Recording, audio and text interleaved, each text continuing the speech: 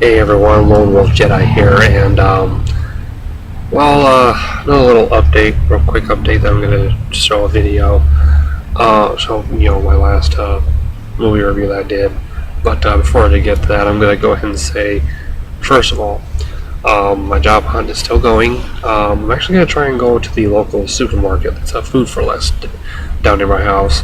But if I get the job there, I'm gonna be happy because I can just walk to work. It's like right down the street. Gonna be able to see the guy. His name is Don, and I'm gonna see him on Tuesday. I'm gonna go down there with my youngest niece because my youngest niece is also looking for work.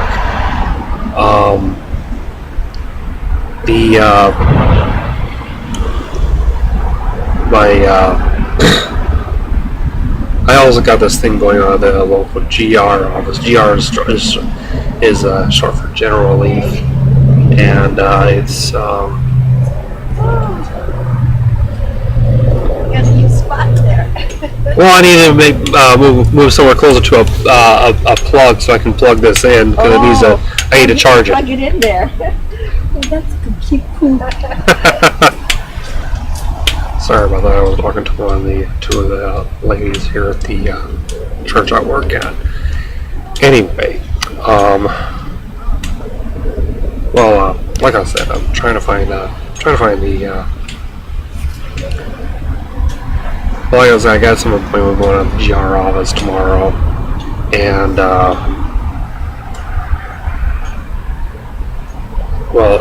like I said, got that going, and it's some kind of thing. GR is General Relief, which is welfare. I never, ever in my life would ever think I would have to go to, rely on welfare.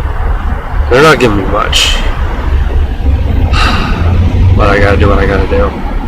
So anyway, the video I'm talking about is my my last review for movies. Well, it's the last one I did, and I had all edited out, all ready to go. I was gonna go to work that night, post it, and bam, I got a call from my company saying, "Don't bother going, just come to the office," and all that. Everything just went downhill from there. So, go ahead and watch the video.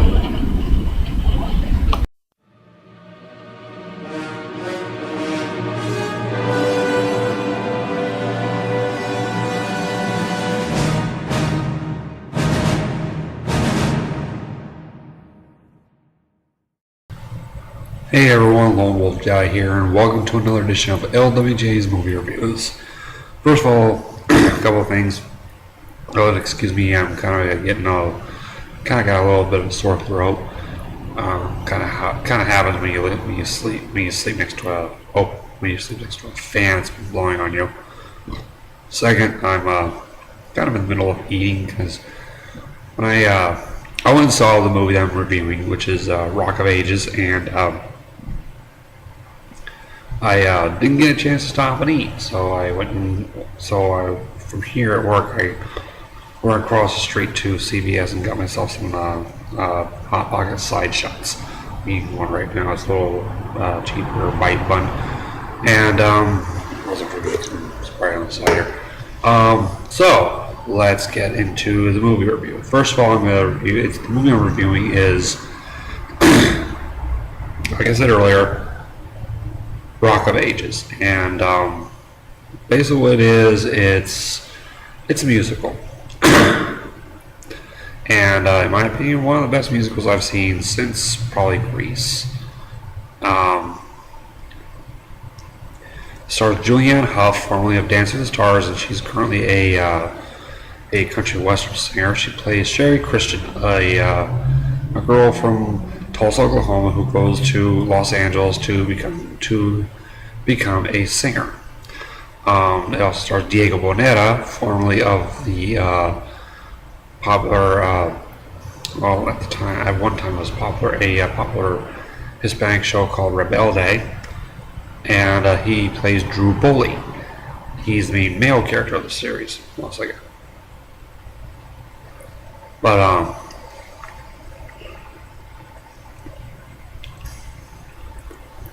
He plays a bar back, as they call it, at the Bourbon Room, which is the main focus of the series. I mean, of the movie.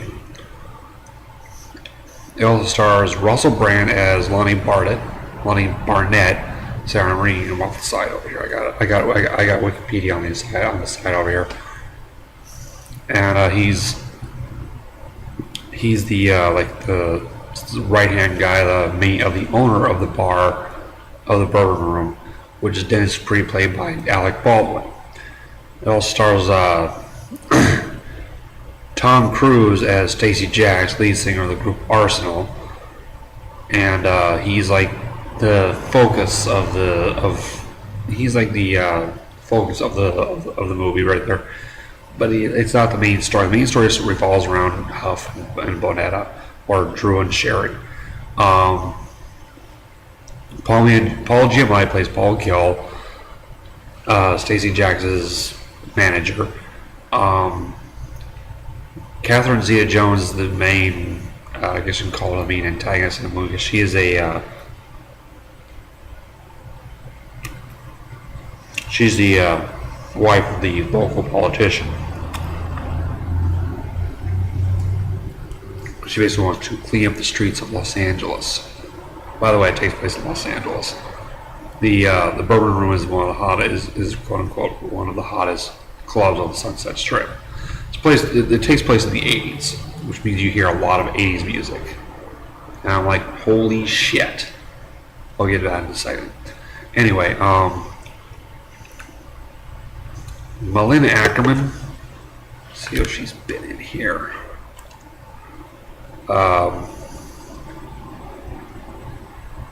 She was in,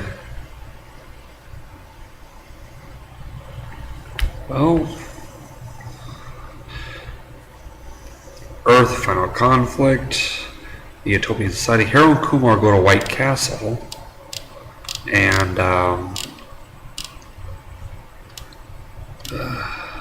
that's pretty much it. Well, she plays a reporter for for Rolling Stone,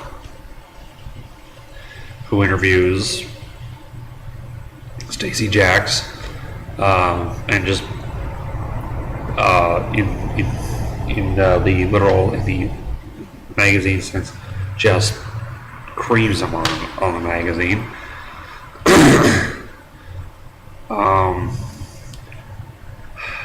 Bryan Cranston plays the mayor of Los Angeles, Mike Whitmore.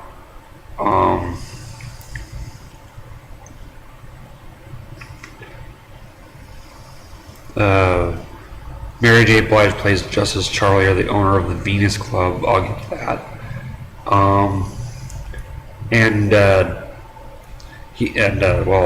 Stacey Jacks had two bodyguards. One of them I recognized immediately. It's Kevin Nash, former professional wrestler. Sorry.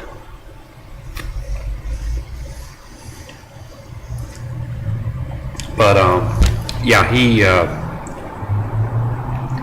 was one of Stacey Jacks' bodyguards.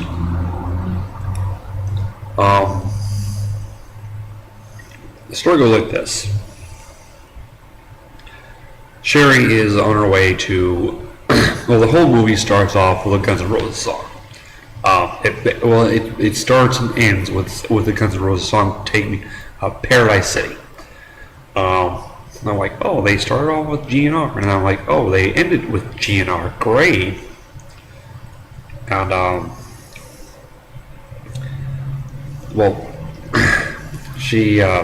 it starts off with Sherry going from Tulsa, Oklahoma to Los Angeles.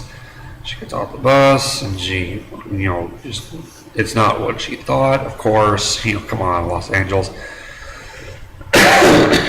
When people from other cities and countries, they think, oh, Los Angeles, though. Streets are paved with gold and all that. Yeah, right. I've lived in Los Angeles for most of my life now. Okay? I've lived in Southern California my whole life. I know how it is out here. She comes up to this one guy asking about her suitcase. He takes it from her.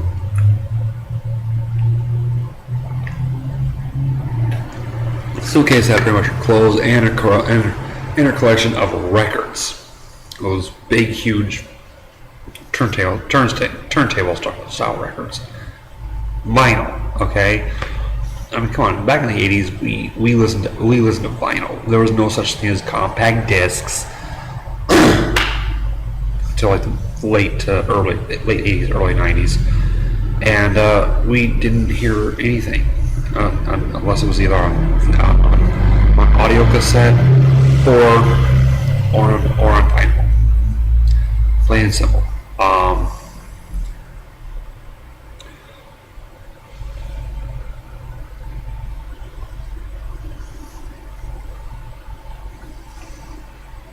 Drew sees her getting in trouble, tells her he can get her a job in the bourbon room. And was there where Arsenal, got their start. And she was a huge fan of Arsenal and Stacey Jacks. Well, they're about to play there for their last time as being a group because Stacey Jacks is doing a solo career kind of thing. The band that opens for him had to cancel because, well, they all had to go to rehab. But I'm trying to think here. Well, she convinces Dennis to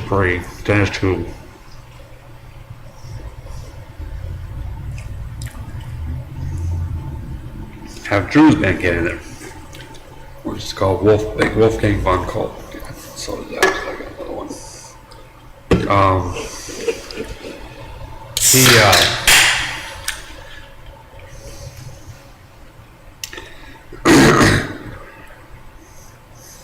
He was gonna actually sing the song that he wrote for her because they had a day they had to get together. They were seeing each other.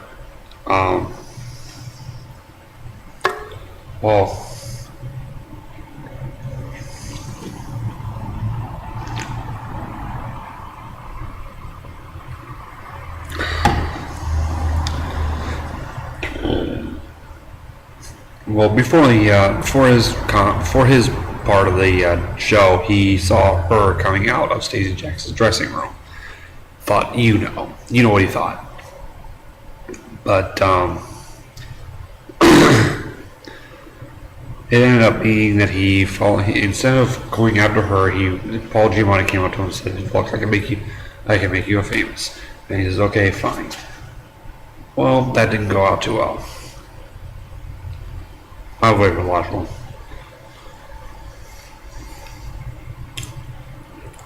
Because instead of going the way of the rock and roll band, he made him into a boy band. Yeah, I'm like, no. They end up coming out. They end up seeing each other later on and fixing up, patching their relationship. And it's like, Paul Giamatti books the group to be in the bourbon room, and well, I mean, come on, you got a boy band performing at a rock bar. That's not going to happen.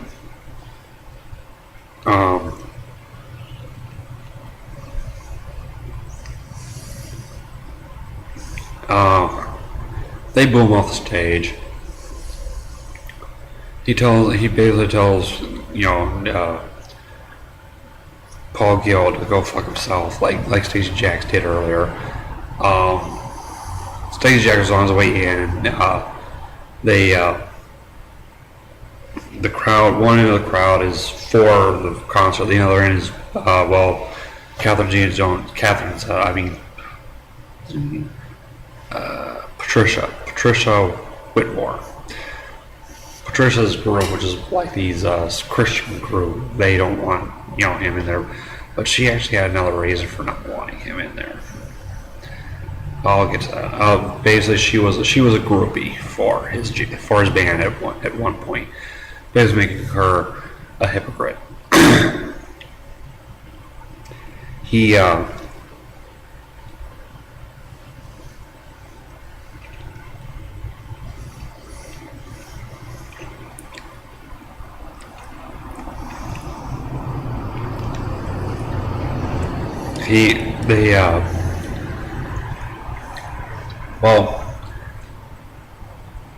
Sherry goes up on the stage and starts to sing the song that Drew wrote. Well, they end up singing the same song together, and Stacey Jackson said earlier in the movie that he was looking for the one song that will redefine his career, and they were singing that song. The movie ends, according to Wikipedia, the movie ends at an arena. They're not in an arena.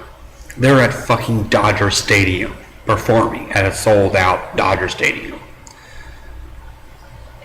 And everyone from the movie is in the group. Oh, by the way, when they go their separate ways, Julianne Hough, Sherry ends up being a stripper at the Venus Club, which is owned by Mary J. Blige's character Justice Charlier. And a lot of people say that the cast is not really well put together. The only big name they actually really have is Tom Cruise. The writing wasn't all that good.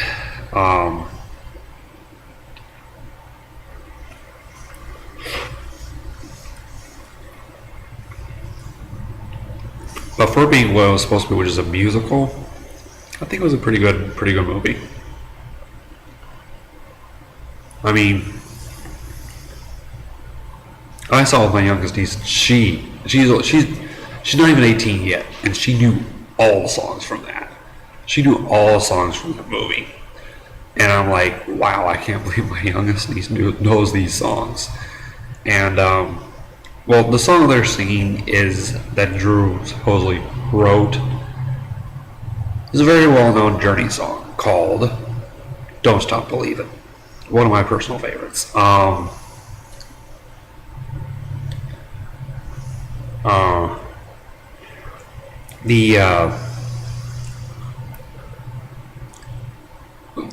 The funniest part, in my opinion, and my niece's, is that Russell Brand and Russell Brand's character Lonnie and Alec Baldwin's character Dennis basically profess their love for each other. So yeah, we do have a homosexual moment in it. And yes, they do kiss. Which I'm like, holy shit. The crowd was going, whoa. And they were laughing at it. I mean, they were laughing at the whole bit. And that's rare that I hear the crowd and where at the theater I saw it at laugh at something.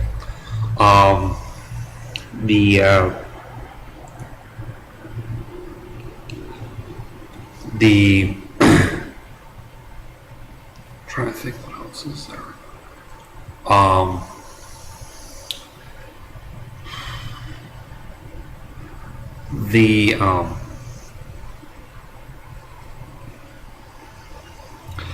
Like I said, the songs I recognized immediately, and the funniest line in this whole movie, in my opinion, is when Sherry and Drew are seeing each other after they broke up, and basically they spent their first date on the Hollywood sign. They see each other again after the whole thing on the Hollywood sign, and they're talking about how they're doing, and they're of course both lying through their teeth. He says, she says, "I'm a stripper at the Venus Club." And he says, I'm in a boy band. She goes, you win. Yeah, I'm sorry. I personally think that being in a boy band would be way worse than being a stripper. So, would I recommend this movie? If you like musicals, yes, I would highly recommend it. Basically, I think that they got Tom Cruise because they need a big name because they were like, because if you look at it, you're like, I know a few of these guys. I don't know the main two stars. I don't know Julianne Hough. I don't know Diego Boneta. Not many people do know who Julianne Hough is unless they watch Dancing with the Stars or they're country music fans. Not many people know who Diego Boneta is unless they watch Hispanic TV. So, with that being said, I would say yes, I would highly recommend it. And that's gonna end this version of this edition of LWJ's movie reviews. I plan to see Madagascar 3 this coming weekend. So until my next video, this is Lowell Jazz saying thank you all for watching, and I will see you all next time. Take care of yourselves. You think you know me.